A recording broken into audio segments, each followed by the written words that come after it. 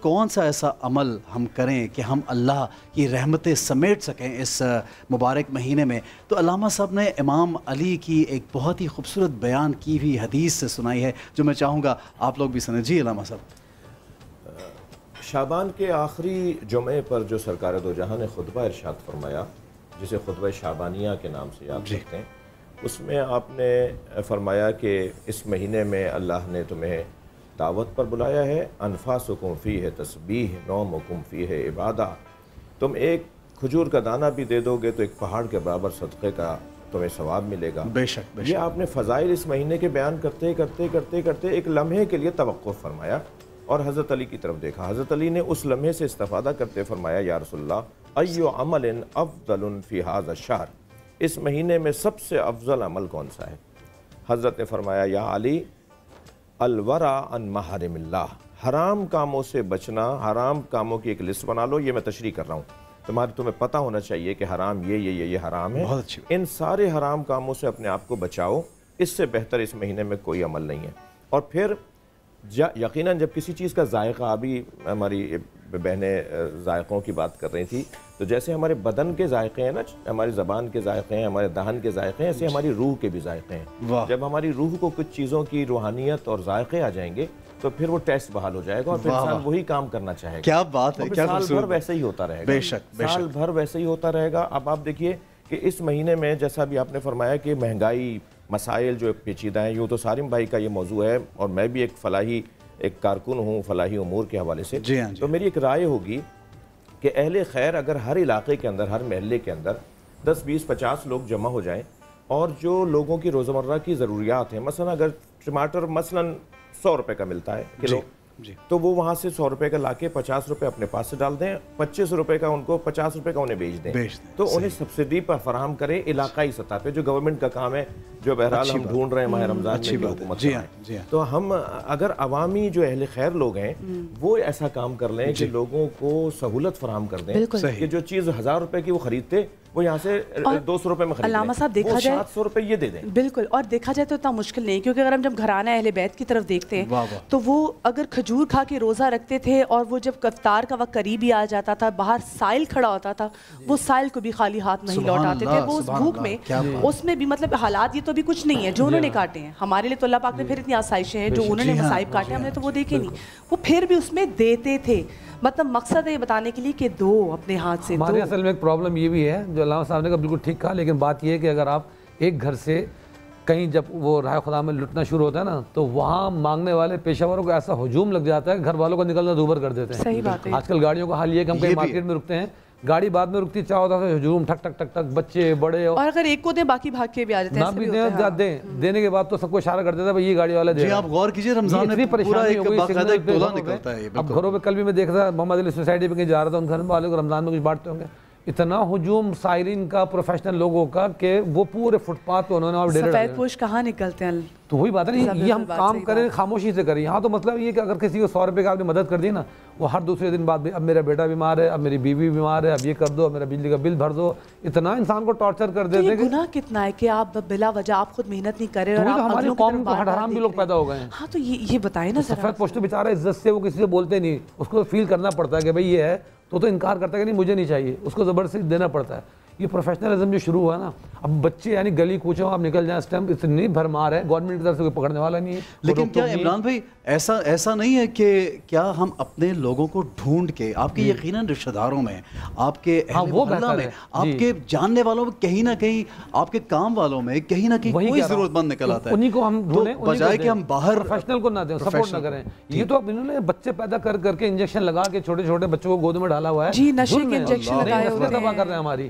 کل میں fit path پہ دیکھتا ہوا یعنی 22 سال کے لڑکے، 20 سال کے لڑکے فٹ پاتھ پہ بیٹھے ہیں، وہ انجیکشن لگا رہے ہوئے. اور جو لڑکیاں ہوتی ہیں مانگنے والی، ان میں ہم نے دیکھا نا بچے جو ہوتے ہیں وہ ہر وقت سویا ہوتا ہے کیونکہ بچوں کو انجیکشن لگائے ہوتے ہیں. اور بدیہ میں نے تو روک کے کئی دفعہ پوچھا ان سے کہ یہ بچہ 2 گھنٹے پہلے ہم گزرے ہیں سو رہا ہے، 4 گھنٹے بعد بھی سو رہا ہے، انجیکشن لگے ہوتے ہیں. میرا ایک چھوٹا سوال علامہ صاحب سے. علامہ صاحب نے ابھی جو گفتگو فرمائی اس میں ایک جملہ استعمال فرمایا تھا کہ تم حرام کاموں سے بچو، یہی سب سے بڑی نعمت ہے. میری درخواست ہے کہ اس بات کو ہائی لائٹ کریں کہ غصہ بھی بہت حرام ہے. جو لوگ جو ہے وہ رمضان میں سمجھتے ہیں, روزے میں سمجھتے ہیں غصہ حلال ہو گیا, جو مرضی کرتے ہیں, ہمیشہ جواب دے رہے ہیں ہم روزے سے. کتنی پیاری اس بات کو ضرور ہائی لائٹ کریں. دیکھیں جتنی عبادات میں اللہ کے حقوق میں حرام چیزیں ہیں نا, ان کی لسٹ چھوٹی ہے, اور جو بندوں کے حقوق میں حرام کام ہے ان کی لسٹ لمبی ہے. یعنی حقوق العباد میں جو حرام کام ہے ان کی لسٹ لمبی ہے, اور حقوق اللہ میں جو حرام کام ہے, جو اللہ کے حق پامال کرنے میں, اس کی لسٹ چھوٹی ہے. تو اگر ہم حرام کاموں کی لسٹ بنائیں گے تو بندوں کے حقوق زیادہ نکلیں گے جو ہمارے حق پامال ہو. اور اللہ نے وہی معاف نہیں کرنے, وہ کہہ رہے حقوق اللہ معاف کرنے. اسی لیے کہا بھی گیا ہے کہ اللہ کو بھوک اور پیاس نہیں چاہیے, آپ کا عمل کیا ہے وہ دیکھے گا.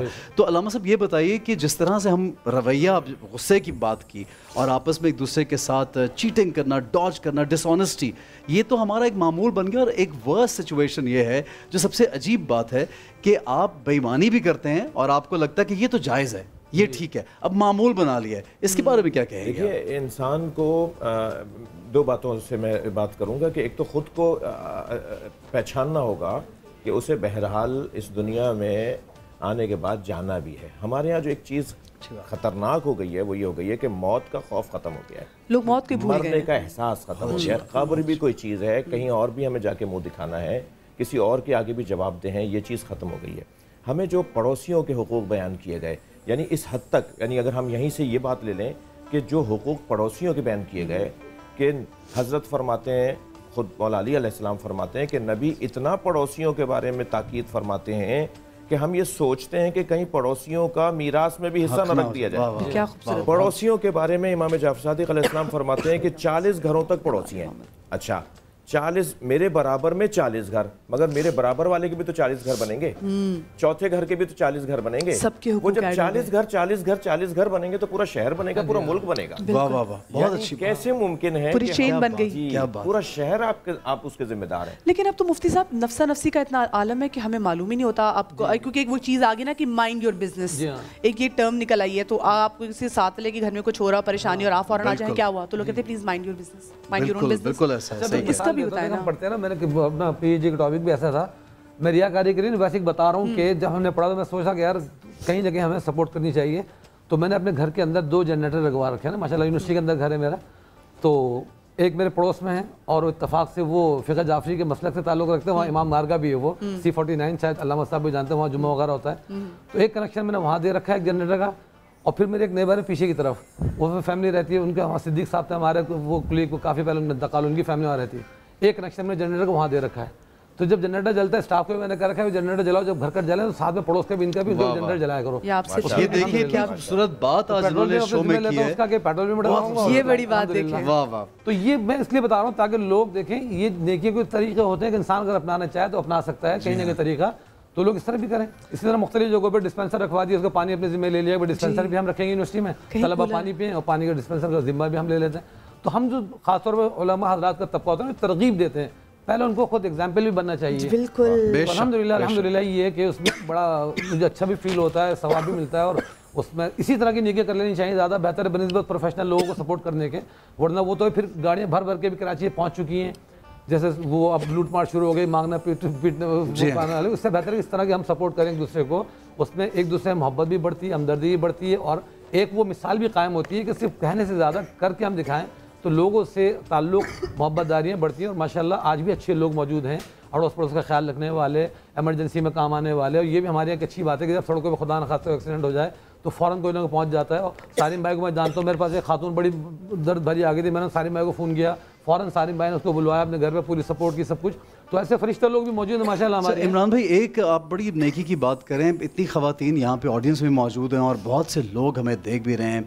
اب میں چاہتا ہوں جس طرح سے رزق کی تنگی کا ہم hمیشہ ذکر کرتے ہیں, رزق کی تنگی ہوتی ہے, لوگ پڑھنے کے لیے رمضان میں خاص عمل چاہتے ہیں کہ آسانی سے زیادہ سے زیادہ نیکیاں کمائی جائیں, رزق میں برکت. اس کے لیے کیا آپ ہاں ایک تو چھوٹا سا وظیفہ تو بتا دو, یا رزاق, وہ تو ہر ایک بچہ بڑا سمجھ سکتا ہے, یا رزاق ہر نماز کے بعد 33 مرتبہ پڑھ لیں. خود جناب نبی کریم صلی اللہ علیہ وسلم نے تسبیح فاطمہ سکھائی دی, تسبیح فاطمہ سبحان اللہ الحمدللہ 33 مرتبہ, یہ رزق کی برکت کے لیے ہے, تو یہ بہترین ہے رزق کے لیے. تو دوسری بات جو علامہ صاحب نے شروع میں آیت پڑھی تھی, وما من دابۃ فی الارض الا علی اللہ رزقها ویعلم مستقرها ومستودعها کل فی کتاب مبین. 12ویں پارے کی آیت ہے, پہلی آیت ہائی لائٹ ہوئی تھی, ذرا موٹے اس میں فگر میں لکھی جاتی ہے. اس آیت کے میں نے بڑے فوائد دیکھے ہیں.